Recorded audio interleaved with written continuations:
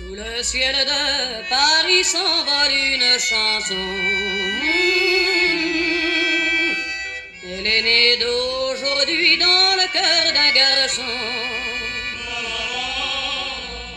Sous le ciel de Paris marche En homenaje al maestro Milan Kundera, La inmortalidad. se construit sur un air fait pour eux.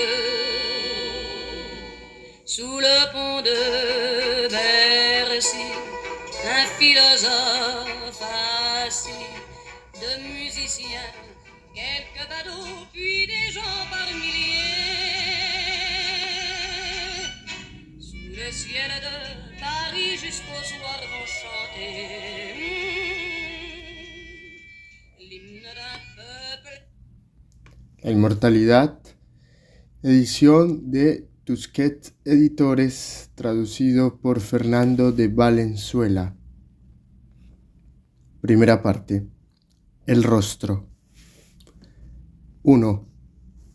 Aquella señora podía tener 65 años. Yo la miraba mientras estaba acostado en una camilla frente a la piscina de un club de gimnasia situado en la última planta de un edificio moderno, desde donde se ve a través de unas grandes ventanas todo París. Estaba esperando al profesor Avenarius, con el que a veces me reúno aquí para charlar. Pero el profesor Avenarius no llegaba y yo miraba a una señora. Estaba sola en la piscina, metida en el agua hasta la cintura, mirando hacia arriba a un joven instructor vestido con un chandal que le enseñaba a nadar. Le daba órdenes. Tenía que sujetarse con las manos al borde de la piscina y expirar profundamente. Lo hacía con seriedad, con empeño, y era como si desde las profundidades del agua se oyera el sonido de una vieja locomotora de vapor, aquel sonido idílico, hoy ya olvidado, que para quienes no lo conocieron solo puede ser descrito como la respiración de una vieja señora que, junto al borde de una piscina, aspira y expira sonoramente. Yo la miraba fascinado, me quedé absorto en su enternecedora comicidad. El instructor también era consciente de ella porque le temblaba a cada momento la comisura de los labios, pero después me saludó un conocido quien distrajo mi atención. Cuando quise volver a mirarla, al cabo de un rato, la lección ya había terminado.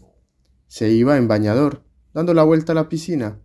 Pasó junto al instructor y cuando estaba a unos 3 o 4 pasos de distancia, volvió hacia él la cabeza, sonrió e hizo con el brazo un gesto de despedida. En ese momento se me encogió el corazón. Aquella sonrisa y aquel gesto pertenecían a una mujer de 20 años. Su brazo se elevó en el aire con encantadora ligereza. Era como si lanzara al aire un balón de colores para jugar con su amante. Aquella sonrisa y aquel gesto tenía encanto y elegancia, mientras que el rostro y el cuerpo ya no tenían encanto alguno. Era el encanto del gesto, ahogado en la falta de encanto del cuerpo.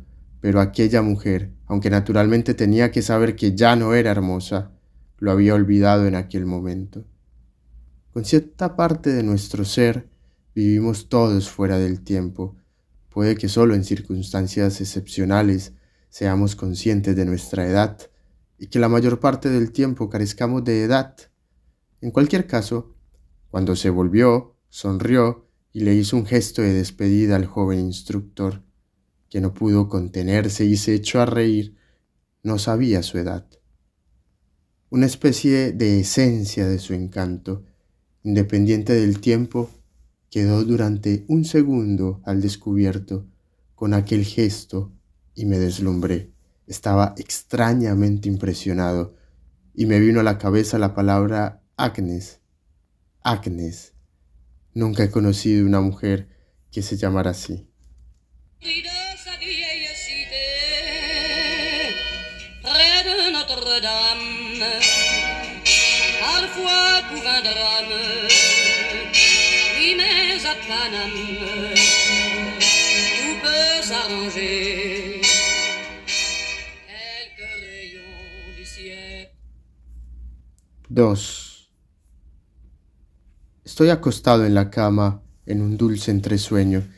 Ya a las 6 de la mañana, en un ligero primer despertar, llevo la mano hacia una pequeña radio que tengo junto a la almohada y aprieto el botón. Se oyen las primeras noticias de la mañana, apenas soy capaz de diferenciar las distintas palabras y vuelvo a dormirme, de modo que las frases de los locutores se convierten en sueños. Es el momento más hermoso del sueño, el instante más placentero del día. Gracias a la radio soy consciente de que constantemente me duermo y me despierto de ese magnífico vaivén entre la vigilia y el sueño, que por sí mismo ya es causa suficiente para que el hombre no lamente haber nacido. ¿Es solo un sueño o estoy de verdad en la ópera y veo a dos cantantes vestidos de caballeros medievales que cantan sobre el tiempo que va a ser? ¿Cómo es que no cantan sobre el amor? Pero luego me doy cuenta de que son locutores. Ya no cantan, sino que bromean y se interrumpen el uno al otro. Será un día caluroso, pesado, con tormentas, dice el primero, y el segundo, con coquetería, ¿en serio? La primera voz, con la misma coquetería, responde, Mais oui. Perdona, Bernard, pero es así. Habrá que soportarlo. Bernard ríe en voz alta y dice, es el castigo por nuestros pecados.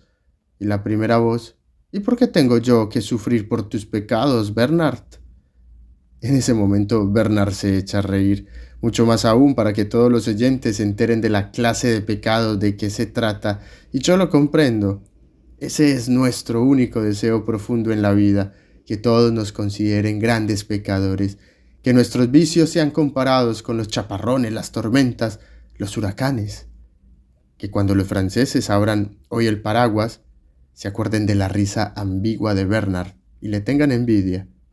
Le doy vueltas al botón hasta llegar a la emisora más cercana porque quiero provocar, en el sueño que se aproxima, imágenes más interesantes. En la emisora vecina, una voz de mujer anuncia que el día será caluroso, pesado, con tormentas, y yo me alegro de que tengamos en Francia tantas emisoras de radio y de que en todas se diga exactamente en el mismo momento lo mismo acerca de lo mismo. La unión armónica de la uniformidad y la libertad. ¿Puede desear algo mejor la humanidad?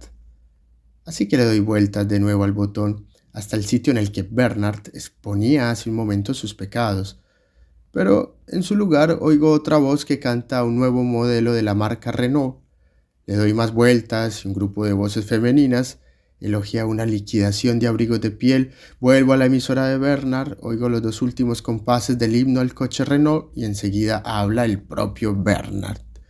Con voz cantarina que imita la melodía que acaba de sonar, anuncia que ha salido una nueva biografía de Hemingway, la número 127, pero que esta vez es verdaderamente muy importante porque de ella se deduce que Hemingway no dijo en su vida ni una palabra que fuera cierta.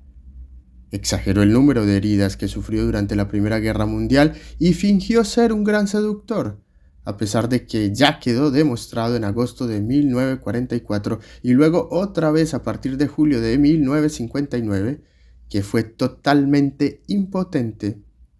«Oh, ¿de verdad?», sonríe la otra voz y Bernard responde con coquetería, «Mais oui», y volvemos a estar todos en la escena de la ópera. Está con nosotros incluso el impotente Hemingway, y luego de pronto una voz muy seria habla del proceso legal que en las últimas semanas inquieta a toda Francia. Durante una operación completamente sencilla, una paciente murió por culpa de una anestesia mal aplicada. En relación con el caso, la organización destinada a defender a los que llama consumidores propone que todas las operaciones sean en adelante filmadas y archivadas. Solo así, afirma la Organización para la Defensa de los Consumidores, es posible garantizarle al francés que muera en un quirófano que el tribunal se hará cargo de la correspondiente venganza.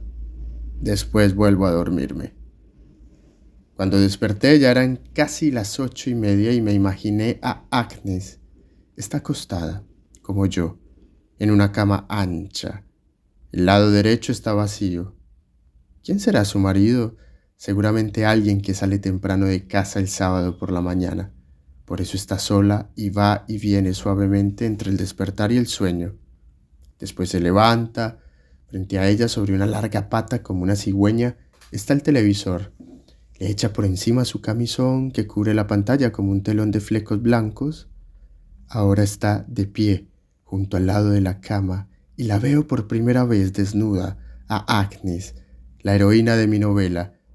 No soy capaz de apartar los ojos de esa hermosa mujer, y ella, como si sintiera mi mirada, corre a vestirse a la habitación contigua.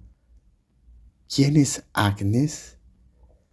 Al igual que Eva provino de la costilla de Adán, al igual que Venus nació de la espuma del mar, Agnes surgió del gesto de esa señora de 60 años que levantaba el brazo para despedirse en la piscina del instructor y cuyos rasgos ya se diluyen en mi memoria. Ese gesto despertó entonces en mí una enorme e incomprensible nostalgia, y de la nostalgia surgió la figura de la mujer a la que llamo Agnes. Pero no se define al hombre, y quizá más aún al personaje de una novela, como un ser único, irrepetible. ¿Cómo es posible entonces que el gesto que vi en el hombre A, que estaba unido a él, que lo caracterizaba, que constituía su encanto personal, sea al mismo tiempo la esencia del hombre B y de mis sueños sobre él? Esto merece una reflexión. Si a partir del momento en que apareció en el planeta el primer hombre pasaron por la Tierra unos 80.000 millones de personas, resulta difícil suponer que cada una de ellas tuviera su propio repertorio de gestos. Desde un punto de vista aritmético, esto es sencillamente imposible. No hay la menor duda de que en el mundo hay muchos menos gestos que individuos. Esta comprobación nos lleva a una conclusión sorprendente. El gesto es más individual que el individuo. Podríamos decirlo en forma de proverbio. Mucha gente, pocos gestos. Dije al comienzo, cuando hablé de la señora de la piscina, que una especie de esencia de su encanto, independiente del tiempo, quedó durante un segundo al descubierto con aquel gesto y me deslumbró. Sí, así lo entendí en aquel momento, pero me equivocaba. El gesto no descubrió en aquella señora esencia alguna. Más bien podría decirse que aquella señora me dio a conocer el encanto de un gesto, y es que el gesto no puede ser considerado como una expresión del individuo, como una creación suya, porque no hay individuo que sea capaz de crear un gesto totalmente original y que solo a él le corresponda. Ni siquiera puede ser considerado como su instrumento. Por el contrario, son más bien los gestos los que nos utilizan como sus instrumentos, sus portadores, sus encarnaciones. Agnes ya se había vestido y salió a la antesala. Allí se detuvo un momento a escuchar. Desde la habitación contigua llegaban unos sonidos confusos de los que dedujo que su hija acababa de levantarse. Como si quisiera evitar el encuentro, apuró el paso y salió al pasillo. Entró en el ascensor y apretó el botón de la planta baja. El ascensor, en lugar de ponerse en marcha, empezó a temblar sin moverse de su sitio, como un hombre afectado por el baile de San Vito. Aquella no era la primera vez que el ascensor la había sorprendido con sus estados de ánimo. Una vez empezó a subir cuando ya quería bajar. Otra vez no quiso abrir las puertas y la mantuvo presa durante media hora. Tenía la sensación de que quería decir algo, comunicarle algo con sus burdos medios de animal mudo. Ya se había quejado varias veces de él a la portera, pero como con los demás inquilinos se comportaba correcta y normalmente, la portera consideraba el contencioso de Agnes con el ascensor como una cuestión privada de ella y no le prestaba atención. Agnes no tuvo esta vez más remedio que bajar del ascensor e ir a pie por la escalera. En cuanto salió y se cerraron las puertas, el ascensor se tranquilizó y bajó tras ella. El sábado era siempre para Agnes el día más fatigoso. Paul, su marido, se iba antes de las 7 y se quedaba a comer con alguno de sus amigos, mientras ella empleaba el día libre para hacer frente a las 1000 obligaciones pendientes, mucho más desagradables que las de su trabajo. Tenía que ir a correos y pasarse media hora en una cola, comprar en el supermercado, donde discutía con la dependienta y perdía el tiempo esperando el turno para pagar, llamar al fontanero y rogarle que viniera a la hora establecida para que ya no tuviera que quedarse todo el día en casa por su culpa. Mientras tanto, Trataba de encontrar un momento para descansar en la sauna, a la que no tenía tiempo de ir durante la semana, y se pasaba siempre el final de la tarde con el aspirador y un trapo, porque a la asistenta que iba los viernes era cada vez más descuidada. Pero este sábado era distinto a otros sábados. Hacía precisamente 5 años que había muerto su padre. Ante sus ojos volvió a desarrollarse una escena. El padre está sentado, con la cabeza inclinada sobre un montón de fotografías rotas, y la hermana de Agnes le grita: «¿Cómo puedes romper las fotografías de mamá?». Agnes defiende al padre, y las dos hermanas discuten llenas de repentino odio. Subió al coche que estaba aparcado delante de la casa. C'était l'accordéon d'un marinier, l'espoir fleurit au ciel de Paris.